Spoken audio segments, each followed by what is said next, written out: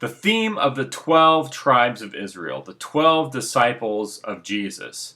So when we look at these two books, we see that this same theme is being carried on into the gospel stories. And that the gospel stories are a retelling of and a restatement of things that we find in the Old Testament. This is not carried on in the Talmud. This is not carried on in the Quran. The Quran doesn't go on about God and the 12. The Talmud, as far as I know, doesn't go on about God and the 12.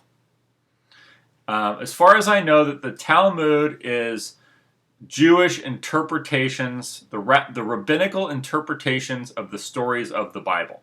So it's rabbis interpreting the story of the Bible and then telling you what their opinion is of these stories. And there's books and books and books filled with the rabbis thinking about the stories and telling you what they think about the stories and what they think the stories mean, and going on about their interpretations and adding to the stories and what they think really happened but wasn't in the original written story. Now, in the Quran was basically invented by Arabs who had a problem with the teachings of Paul, and so they created a whole religion about how Paul was wrong. So the basis of Islam is that Paul was wrong. That's the basis of Islam. It's like saying that Paul was wrong. So Paul, in my opinion, invented a different form of Christianity. But we have the original books of the Bible, so why would you need to invent a whole religion about arguing with Paul? I don't know that the Quran is really much more than that, to be honest with you. It's mostly just how Paul was wrong, and then you have pages and pages of words about why he was wrong, and then they went back and they rewrote the stories of the Bible, and they changed the names, and they changed the stories to make them fit what they thought would be better. So, but what we're dealing with is with the Talmud and also with the Quran is we're dealing with people who had either their own interpretations that they're writing about it, or they're rejecting the books of the Bible. In the case of the Quran, they're rejecting the teachings of Paul, and also books of the earlier books of the Bible too. They're rejecting that, and they're reforming them into stories that they think are more acceptable. Okay, so what do we have in the Old Testament, and what do we have in the New Testament? What we have in the Old Testament, we have this theme of God and the 12. And in the teachings, the story of Jesus, we have the story of Jesus and the 12 disciples. And this theme that's the original theme. If you don't have that theme, really, it's not the original book. That's what I'm trying to say. The original book is about God and the 12, because it comes from it's themed in astrotheology, and when you look at Genesis, you don't really have a lot of astrotheological themes as far as I can tell, until you get to around the time when they're wandering around in the desert. Well, I shouldn't say that. You've got Jacob has 12 sons, so it's kind of starting with that. Jacob has 12 sons, and then those 12 sons form 12 tribes, and then those 12 tribes follow the golden ark through the desert, and the golden ark, they follow into Canaan, and it crosses the Jordan River, and they pick up 12 stones, and they make a circle with the 12 stones that they found in the bottom of the Jordan River, and they do that on the Passover, which is when the spring equinox, the first full moon after the spring equinox. And of course, that was the New Year celebration at that time of the year. Of course, there's another time of the year known as the beginning of the year, which is the autumn equinox time. And because you have two basically beginnings of the year. You have the autumn equinox time, it's called the head of the year, because that's when they plant. I believe that's when they plant the barley seeds, because then the rains come in the winter, right? And then the barley ripens around springtime, and so they start. That's the solar year. The solar year begins. The calendar year begins in spring. It did in the Middle East. It did in Greece. It did throughout the world. Springtime was the new year, but the time for planting was in autumn, so that was the beginning of a whole another year cycle, an agricultural cycle. So, but what I'm getting at here is you have God and the 12. Obviously, this is very astrotheologically themed because the Bible comes from astrotheology. So when you're reading the Bible, you're not just reading a book on astrotheology, but you're reading a book that came out of an astrotheological culture or an astrotheological symbolism. And so the Israelites did not worship idols. That was against the religion. But what they did do was they made stories about God. And that was their basically the foundation of their religion, was making stories about God and using these astrotheological themes about the zodiac and about the 12 months of the year. And that was the theme. Now they had their own, if you look at the zodiac of the Greeks or the Babylonians, it's just, you have these different gods or these different, animals of the zodiac, whereas in the Bible you have the 12 tribes of Israel. They're not associated with animals.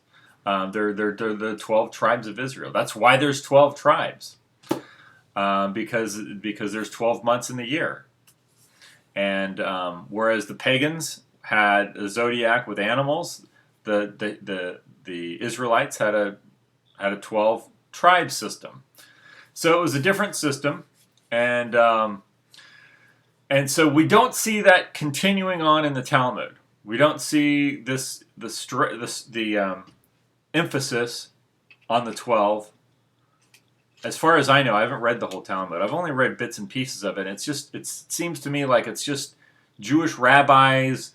It's very Aristotelian, where it's like they're getting into the logic and critical viewing of these different stories. So it's kind of off onto another thing of being, what does it all mean? They're like trying to figure out what this all means. So they have books and books and books and books by rabbis trying to explain to you what this all means.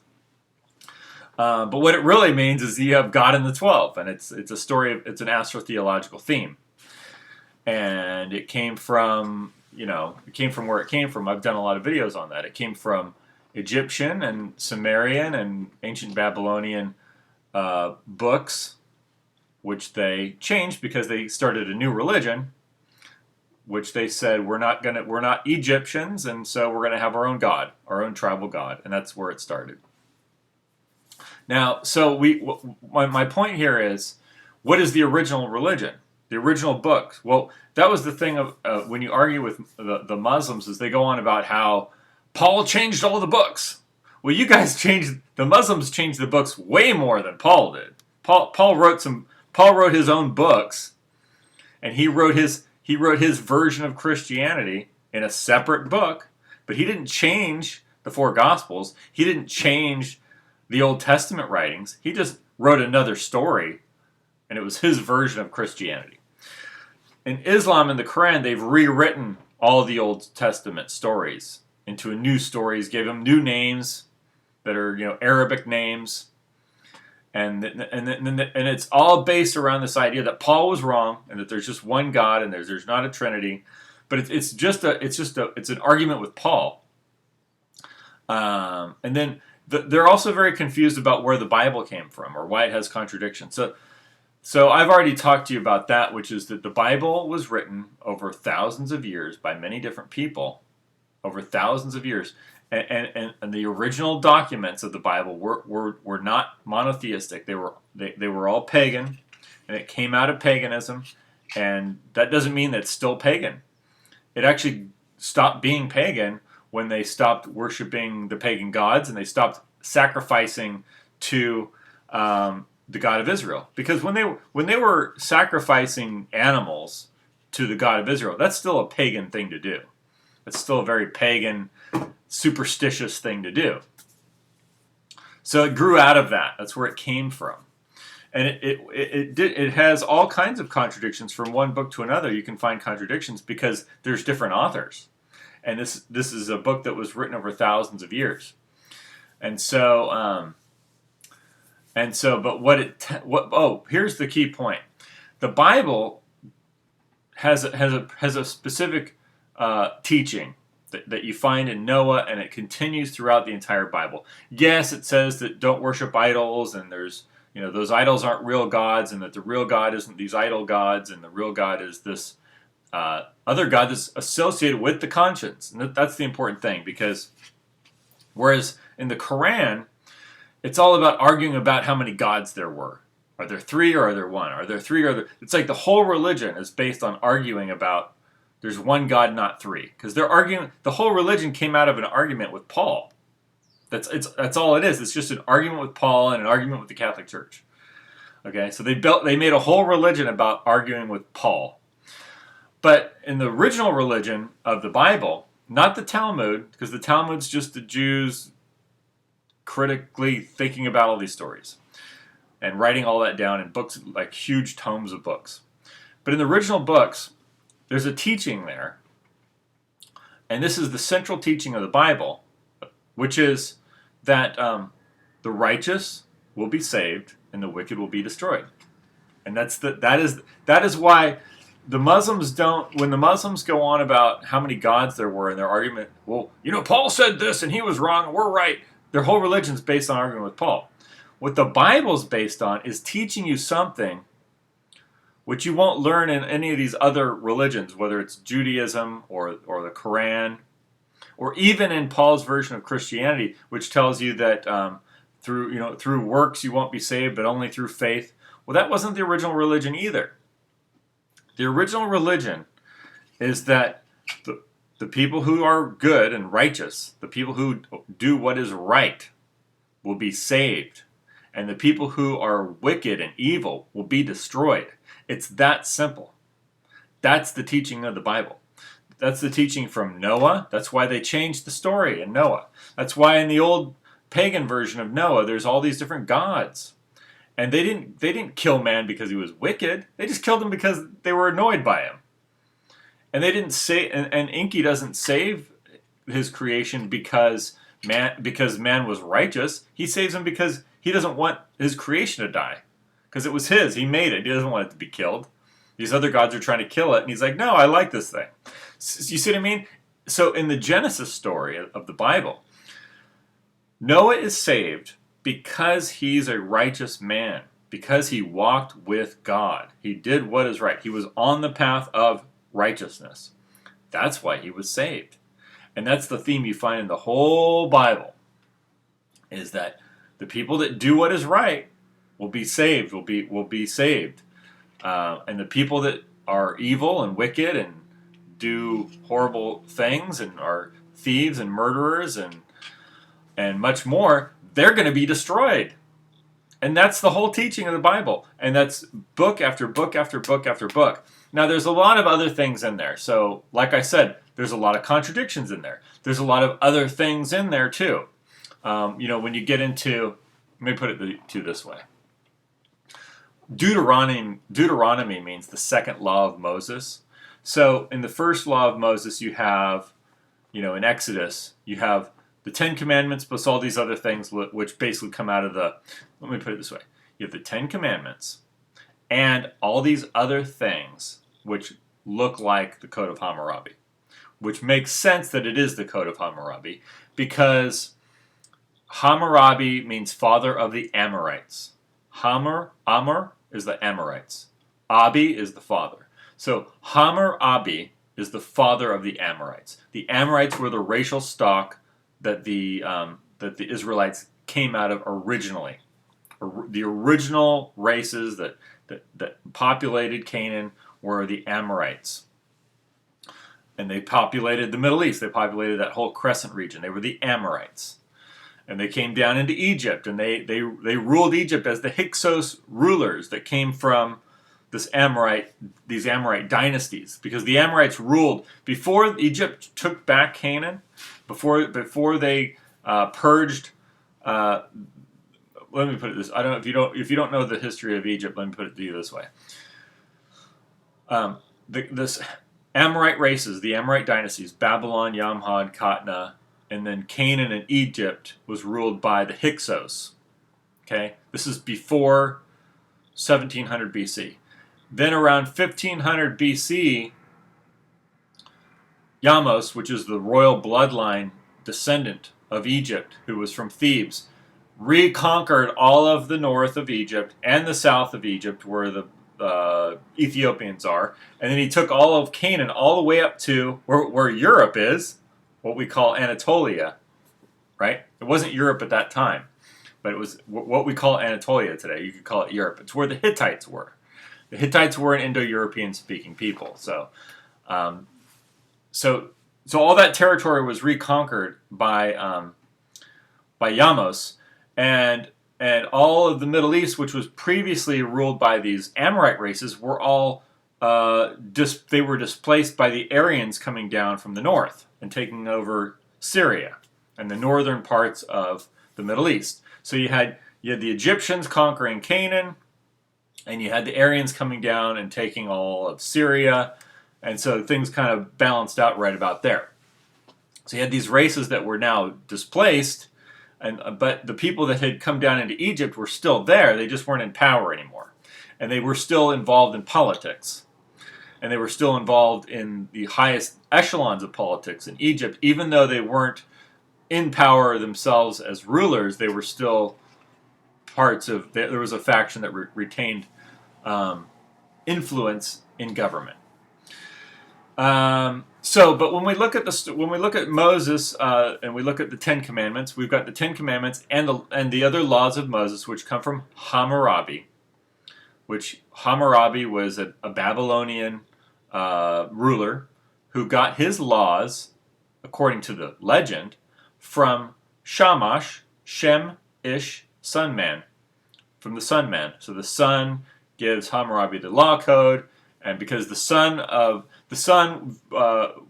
in Babylonian religion was a symbol of the God of justice and righteousness and virtue, right? All the things we find in Jesus Christ and in the God of Isaiah and all this other stuff, the God of the Bible. So it's not the same God now. They're not worshiping Shamash. This is a new era. Okay, they've got their new book and they're doing their own thing.